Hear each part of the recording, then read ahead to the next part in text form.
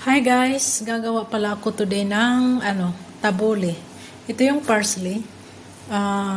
Nililinis ko lang siya, tinanggalan ko siya ng dahon lang ang kinukuha ko.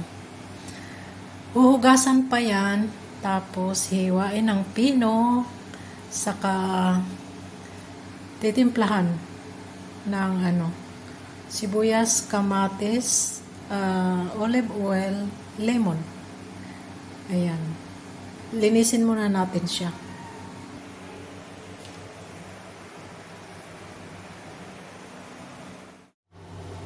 Hugasan pala natin to ng mga 3 beses. Binabad ko muna siya sa baking soda para matanggal yung niya. Mamaya ida-dry natin. Babad muna natin siya. Nahugasan ko na siya guys. Ang natin siyang i-dry dito para matanggal yung tubig niya. Bago itong dryer namin, tsaka ang ganda niya gamitin. Ganun lang siya. Para mag-dry at matanggal yung tubig.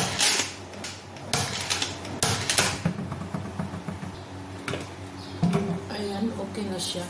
Wala nang tubig. Ayan, na-dry ko na lahat at hihiwain na natin siya ng tatarin pa lang ng pino. Sinyo? Kailangan ganito lang. Napakahabang proseso nitong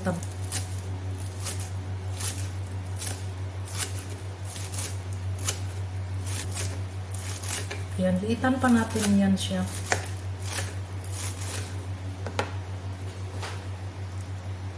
Ayan, natapos ko na siyang hiwain. Ganito lang siya ka-pino. Ayan.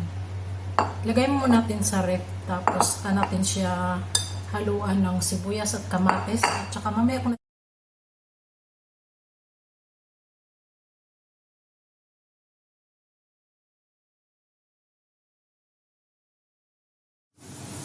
timplahan na natin guys ang ating tabule. Ito na yung parsley na hiniwa ko ng pino. At ito yung spring onion. Parang ang dami.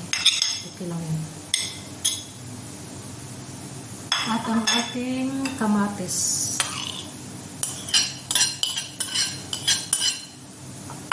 At lagyan ko siya ng ang ating mint powder. Instead na fresh powder na lang ang nilagay ko. At saka ang ating binabad ko siya sa lemon para lumambot siya. Tapos asin, olive oil at saka lemon. Haluin ko muna siya bago ko siya lagyan ng ayan.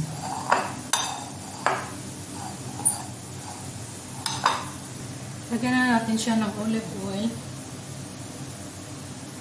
Maraming olive oil, dry. Tapos asin.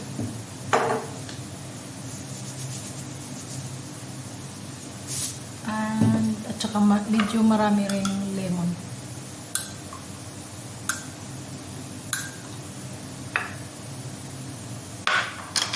Dagdagan natin ng olive oil.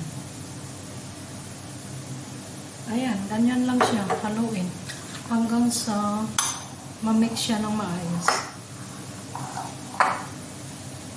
Yan lang. Thank you for watching. Ayan na ang tabule, ready to serve.